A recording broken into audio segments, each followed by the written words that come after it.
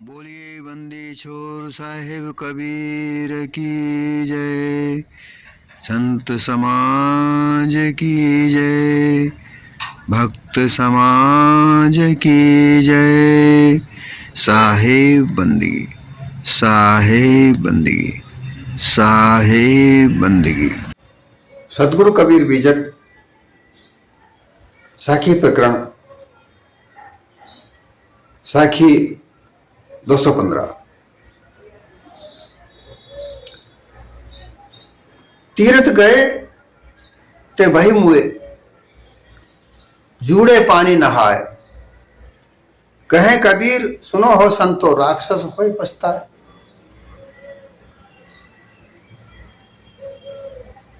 तीर्थों में जाकर के स्नान लोग करते हैं। जो तीर्थ बना रखे हैं वो सभी किसी न किसी नदी के किनारे बना रखे हैं। और अगर जहां तीर्थ के किनारे नदी नहीं है तो वहां कोई बड़े तालाब बना रखे हैं। उन तीर्थों में जाकर स्नान करने की प्रथा, परंपरा चली आ रही है, ये मान्यताएं चली आ रही हैं। गंगा सागर, जहां गंगा मिलती है वो समुद्र में जाके मिलती है, वहां का स्नान करते हैं। उसे सबसे बड़ा बता दिया, कहते हैं कि सारे तीर्थ बार बार, गंगा सागर एक बार। तो वो सागर है, समुद्र है, उस समुद्र में नहाने को सबसे बड़ा बता दिया गया। अर्थात तुम वहां पर समुद्र के किनारे नहाते हैं, जगह की कोई कमी नहीं है, वहां हजारों लाखों लोग एक साथ नहा सकते हैं।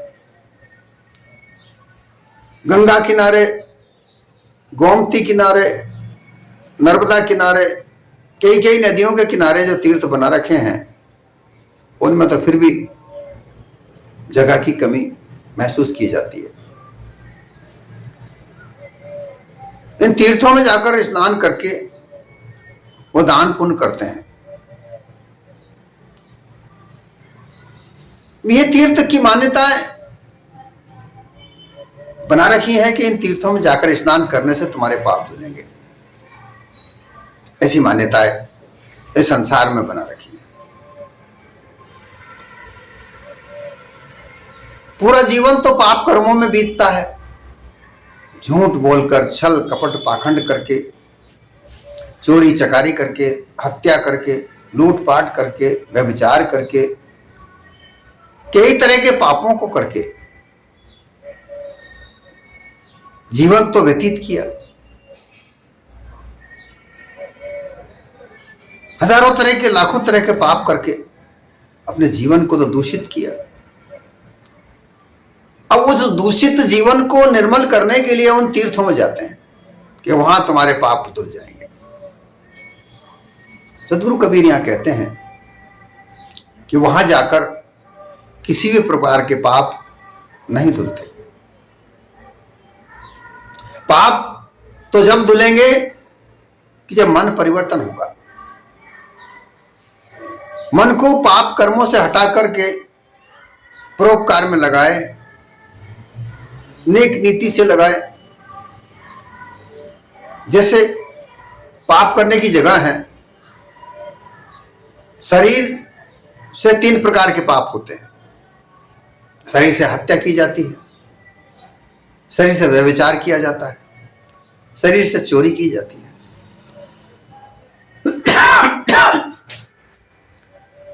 शरीर से चोरी करके धन कमाया, डाका डाल के, लूट खसोट करके, हड़प के खूब सारा धन कमाया। व्यभिचार किया। आजकल जैसा कि हम देख रहे हैं, व्यभिचार की सारी मर्यादाएं टूट रही हैं। परस्त्री गमन का जो प्रवाह चलता है, छोटी छोटी बच्चियां भी नहीं छोड़ी जाती, उनके साथ भी व्यभिचार होता है। हत्याएं हो रही रही हैं, मारकाट मच रही है, ये सब तन से होता है। ये सब तन के दोष हैं। ये तन के दोष से पाप किए जाते हैं। फिर मन में छल कपट पाखंड मन में भरा होता है, यहीं से उपज होती है पापों की। किसी लड़की की तरफ आसक्ति की निगाह से देखना, किसी के धन की तरफ लोभी लालची निगाह से देखना, किसी के ऐश्वर्य को देखकर उसे नीचा दिखाना, ये सब चीजें मन में होती हैं। इन्हीं से पाप होता है।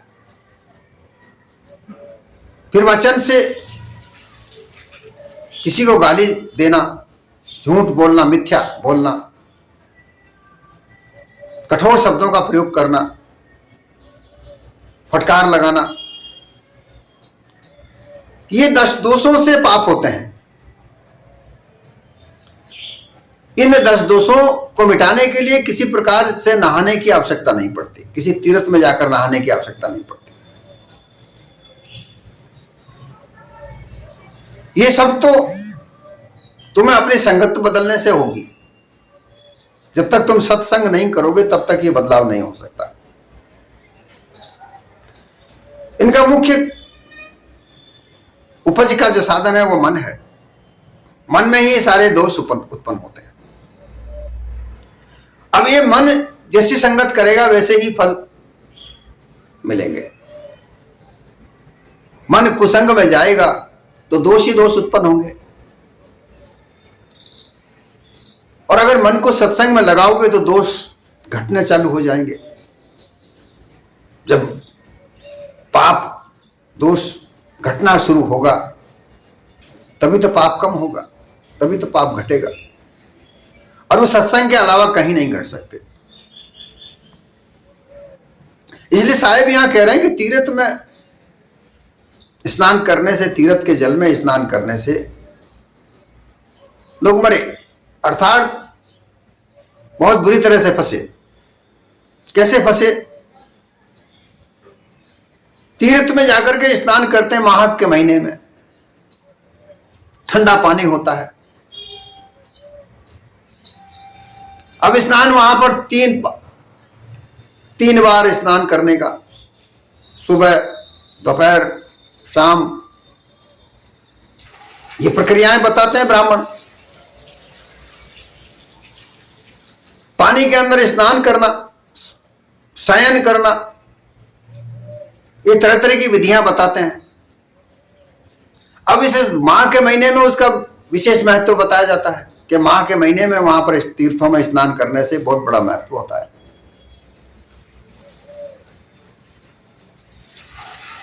वहां पर जाकर अब इतने बड़ी सर्दी में कैसे स्नान करें? मकर संक्रांति के दिन गंगा सागर में स्नान करते हैं, वहां कड़ाके की सर्दी पड़ती है। कैसे स्नान करें? अब अगर कोई अपने हृदय को मजबूत करके अगर पानी में कूद भी मरे तो उस समय उसके मन में से जो पीड़ा निकलेगी उससे पाप बनेगा। अब ऐसा भी कहा जाता है कि अगर ऐसी जगह पर स्नान नहीं किया तो राक्षस योनि प्राप्त होती है। ऐसी भी मान्यताएं बना रखी हैं, ऐसे स्नान नहीं करने से राक्षस बनेंगे। जूड़े पानी नहाए, जूड़ा पानी अर्थात ठंडे पानी में नहाने। जूड़ा ठंडा पानी, भयंकर ठंडा। जितने भी तीर्थ स्थान है वहां पर माह के महीने में बहुत ठंडा पानी होता है, और माह के महीने का ही महत्व बताया गया है कि माह के महीने में जाकर स्नान करें।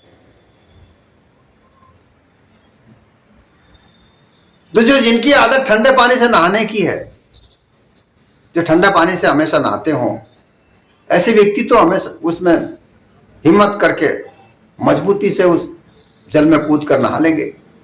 लेकिन जिनकी आदत ठंडे पानी से नहाने की ही नहीं है, वो वहां स्नान नहीं कर सकते। वो तो वहां गर्म पानी की स्नान करने के लिए देखेंगे इधर उधर के कहीं से गर्म पानी मिल जाए, और मिलता भी है, गर्म पानी देने वाले लोग भी वहां हैं।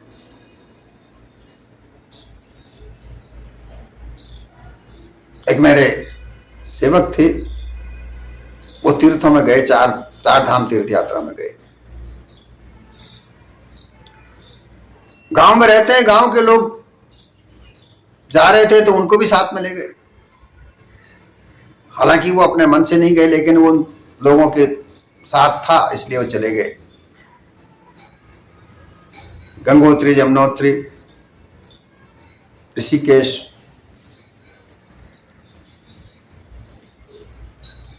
केदारनाथ,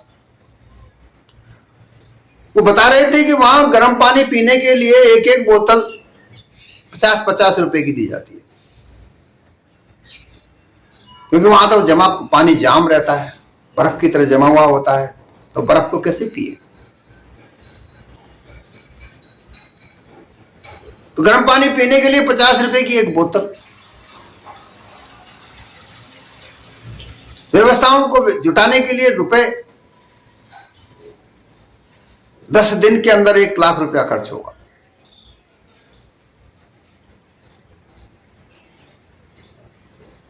घर पर आकर उस रुपए का सबको बता रहे मेरे इतने रुपए खर्च हो गए। तो ये कहां दान पुण्य हुआ। मन में तो अकुलाहट आ गई, पाप, उल्टा पाप लिया है। जैसा कि पिछली साखी में की लाए 10-20 और, तो वहां जाकर के स्नान करने से या उन तीर्थों में जाकर के दान पुण्य करने से मन प्रसन्न नहीं हुआ, उल्टा कुंठित हुआ। और जब मन कुंठित हुआ तो पाप बना। तीर्थों के प्रति ऐसी व्यवस्था, ऐसी विचार उत्पन्न हुए, क्योंकि वहां पर जो रहने वाले लोग हैं, जो ऐसी व्यवस्था करने वाले लोग हैं, उनको तो पैसा चाहिए।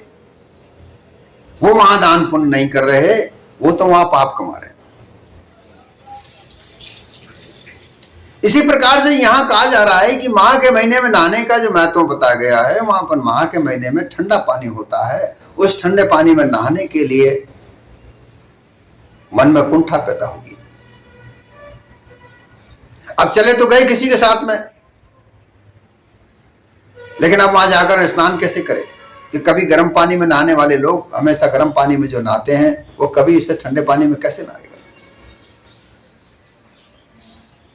वो वहां उसके मन में विकृत विचार उठेंगे। तो डूबे उस पानी में,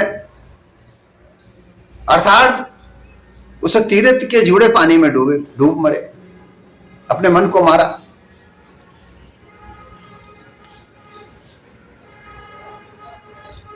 इस तरीके से तीर्थों में स्नान में जाने से, वहां पर स्नान करने से किसी प्रकार का कोई पाप नहीं धुलता। फिर ऐसी मान्यता कर दी है कि अगर ऐसे पानी में नहीं नहाए तो राक्षस की योनि प्राप्त होती है। सदगुरु कबीर कहते हैं कि इन्हें पंडितों के, इन धर्म के ठेकेदारों के आधार पर जो मान्यता बना रखी है कि इन तीर्थ स्नानों में जाकर स्नान न करे तो राक्षस की योनि प्राप्त होती है। अब पता नहीं होती है या नहीं होती है, इन मान्यताओं को बनाने वालों को ऐसा कैसे प्रतीत होता है कि अगर वहां जाकर नहीं नहाए तो राक्षस कैसे बनेंगे, और वहां जाकर के नहाने से पाप कैसे दूर हो जाएंगे, यह भी कोई पता नहीं है। अगर वहां जाकर नहाकर पाप दोष दूर हो जाते हो तो वो वहां के रहने वाले लोग तो निष्कामी होने चाहिए, उनको तो एको पाप नहीं लगना चाहिए।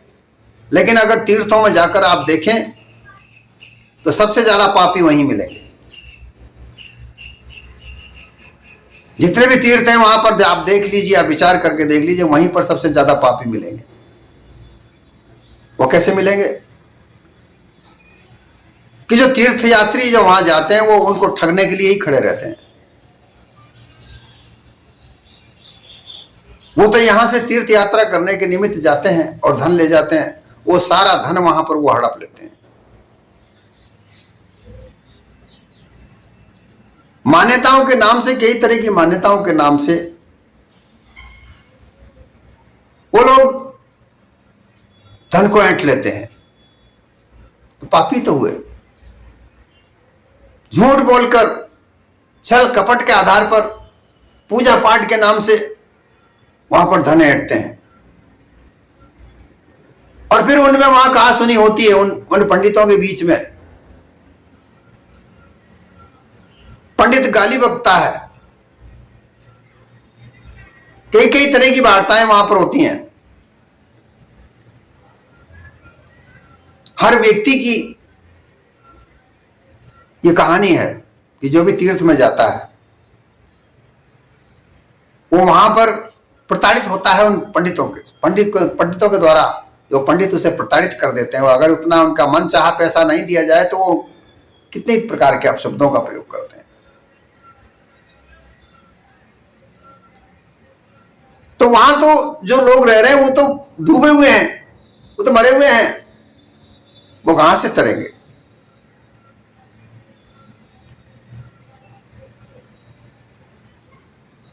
वो तो बहे हुए हैं, बहिम हुए। तीर्थ जाने से, वहां के स्नान करने से, वहां दान पुण्य करके जब व्यक्ति आता है तो उसके मन में बड़ी कुंठा होती है। जो बात को लेकर के वो जाता है मेरे पाप कटेंगे, वो बात उसकी पूर्ण वहां नहीं होती है, उसके मन में कुंठा जागृत होती है, वही उसका डूबना होता है। वो ऐसे विचारों में डूब जाता है। तीर्थ गए, बहिम हुए, वो उन विचारों में बह जाते हैं, एक तरह से मुर्दा की तरह हो जाते हैं कि तीर्थ जाकर के हमें मिला क्या। वहां जाकर जब वहां के तीर्थ स्थान की जो स्थिति को देखते हैं, जगह जगह पर लूट, जगह जगह पर कसोट, एकमात्र नहाने के नाम से लोगों को किस प्रकार से ठगा जाता है, किस प्रकार से लूट की जाती है, इस सर्व जगत विदित है। कोई, मैं कह रहा हूं, ऐसा कोई व्यक्ति नहीं होगा जो तीर्थ में स्नान करने के बाद में अपने आप को अच्छा कहता होगा। वहां के पंडितों के लिए, वहां के पुजारियों के लिए, वहां के दुकानदारों के लिए किसी भी प्रकार से कोई अच्छी बात वहां के मन में नहीं रह सकती। 2 रुपए की वस्तु, कोई चीज 50-50, 100-100 रुपए में मिलती है। ऐसी ऐसी ठगी वहां पर मिलती है। इसलिए साहब ने ये देख कर, ये परख कर, ये जांच कर ये कहा कि बही मुए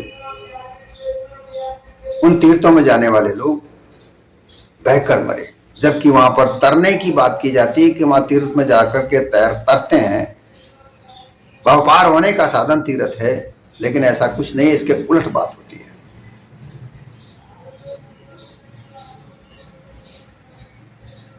इस बात को लेकर ये साकी साहब ने कही।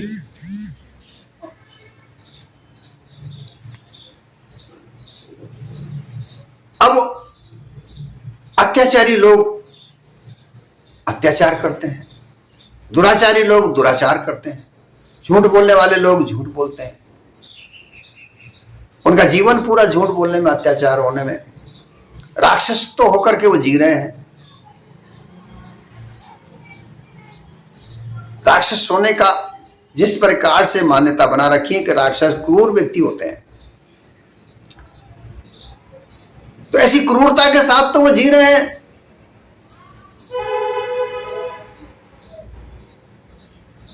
राक्षसों का चित्र विचित्र बनाया जाता है, किसी के लंबे दांत, बड़े बाल, भयंकर शरीर, ये केवल कल्पना मात्र है। राक्षस वो लोग हैं जो क्रूरता से जीना चाहते हैं, जिनके मन में दया नहीं है। दैत्य वही लोग हैं जिनके मन में दया नहीं है।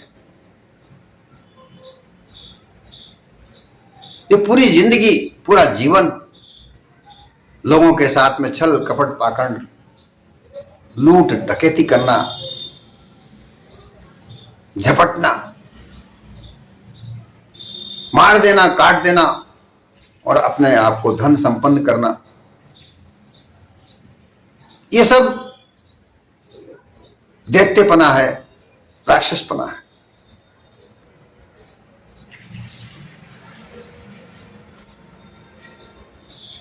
लेकिन यहां ये कहा जा रहा है कि वहां तीर्थों में जाने के बाद में स्नान नहीं करे तो राक्षस की हो नहीं पाता है। डराया जाता है कि तुम अगर नहीं नहाओगे तीर्थों में जाकर तो तुम राक्षस की हो नहीं पाओगे।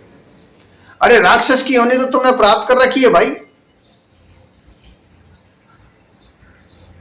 राक्षस की योनि में तो तुम हो ही। जो लोग दया विहीन है, जिनके घट में दया का पसार नहीं है, वो राक्षस ही हैं, वो दैत्य ही हैं। और इनकी कोई जाति पाति वर्ग वर्ण नहीं होता, ये किसी भी जाति पाति के हो सकते हैं। जहां छल कपट धोखाधड़ी लूट डाका झूठ बोलकर धन ऐंठना, ऐसे लोग कहीं भी किसी भी वर्ण में होते हैं, किसी भी जाति में होते हैं, एक जाति वहां नहीं है। ऐसे लोग राक्षसी ही हैं, जीवंत राक्षस हैं। अगले जन्म में पता नहीं होगा या नहीं होगा, परंतु इसी जन्म में वो राक्षस हैं।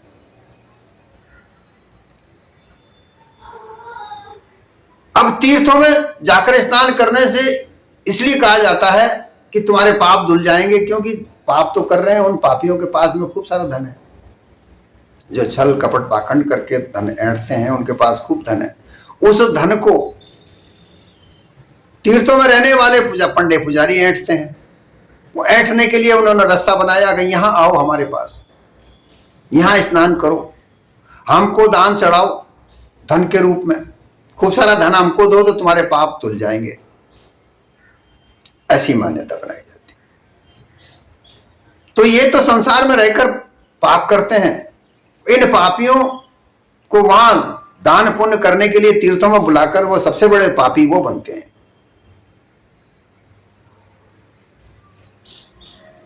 परंतु मान्यता है एक साल में एक बार तीर्थ में जाकर दान पुण्य कर आओ, वहां दान पुण्य कराओ भाई।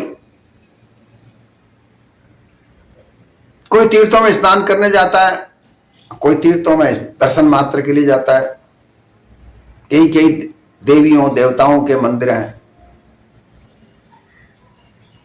वहां स्नान के सरोवर हैं, वहां जाते हैं, वहां विनती प्रार्थना करते हैं, दान पुण्य करते हैं कि हमसे जो भी पाप हुए वो सब यहीं रह जाने चाहिए। फिर पाप करने लग जाते हैं। फिर एक साल भर आता है, फिर साल में एक बार फिर चले जाते हैं, अपने पाप की धुलाई करते हैं। वो समझते हैं कि हमारे साल भर में जो भी पाप किए वो धुल गए। लेकिन ये विचार नहीं करते कि हम जो पाप कर रहे हैं वो तो जो पाप किए हैं हमने वो कभी नहीं कट सकते। वो तो हमारे सामने ही ज्यों के त्यों है, चाहे कितने तीर्थ ना लो, कितना ही दान पुण्य कर लो। अगर पाप काटने की जगह है तो वो है परोपकार, वो है सत्संग।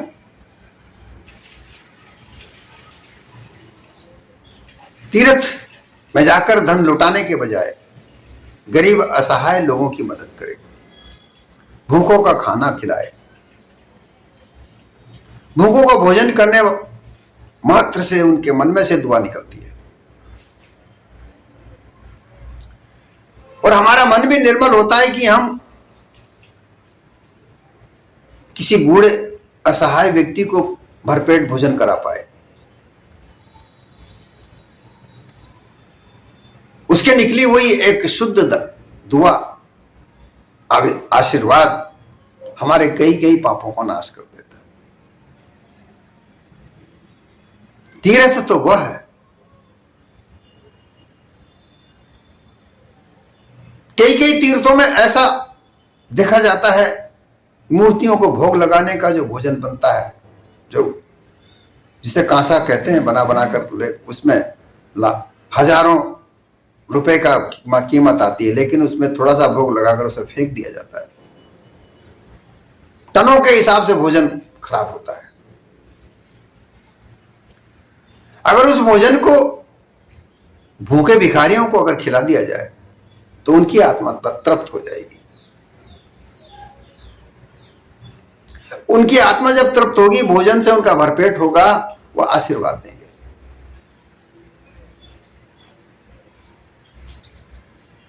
किसी निसहाय व्यक्ति के बच्चों को लिए पालन पोषण के लिए कुछ सहायता करें। गरीब व्यक्ति बहुत से ऐसे हैं जिनके पास शाम का भोजन नहीं होता। शाम का अगर मिल जाए तो सुबह का उनको कोई पता नहीं होता। ऐसे लोगों को मदद की जाए और ऐसे लोगों की मदद से जो उनके हृदय से आशीर्वाद निकलेगा वो पाप नष्ट करेगा।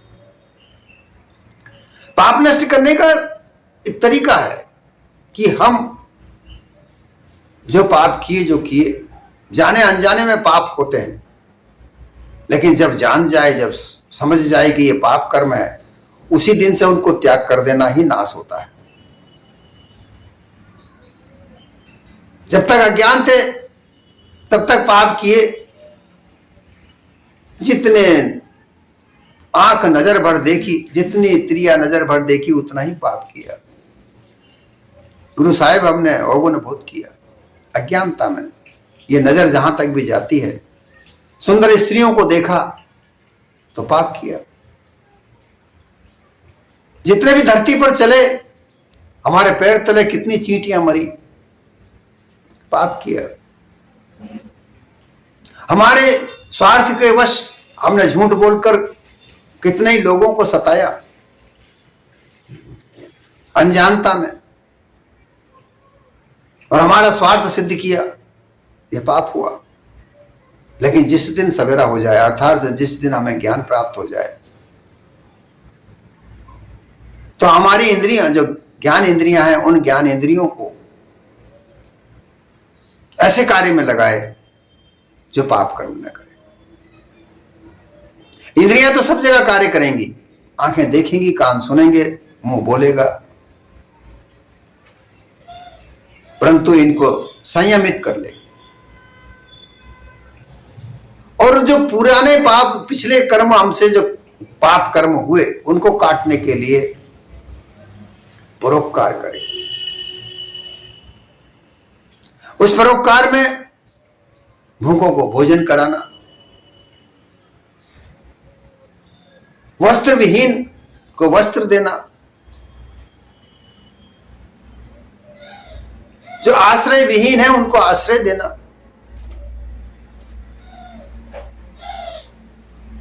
इनको करने के लिए किसी तीर्थ में जाकर लंबी लंबी यात्राएं करने के अलावा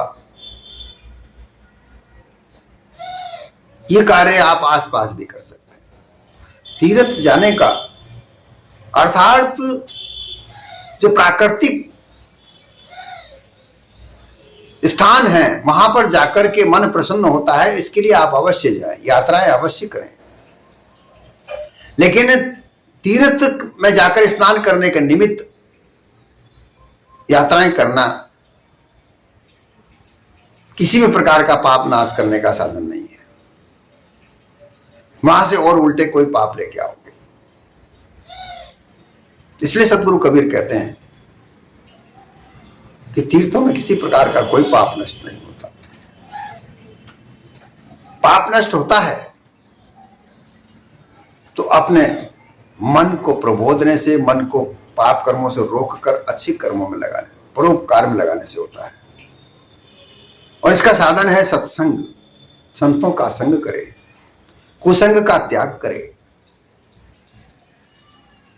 जब सत्संग करोगे तो तुम्हें यह मन, तुम्हारा जो मन है, वो पाप कर्मों से उलटकर अपने आप में स्थित हो जाता है। ये चंचलता मिट जाती है, इसकी चित्त शुद्ध हो जाता है। मन बुद्धि सब निर्मल होते हैं, विकार रहित होते हैं।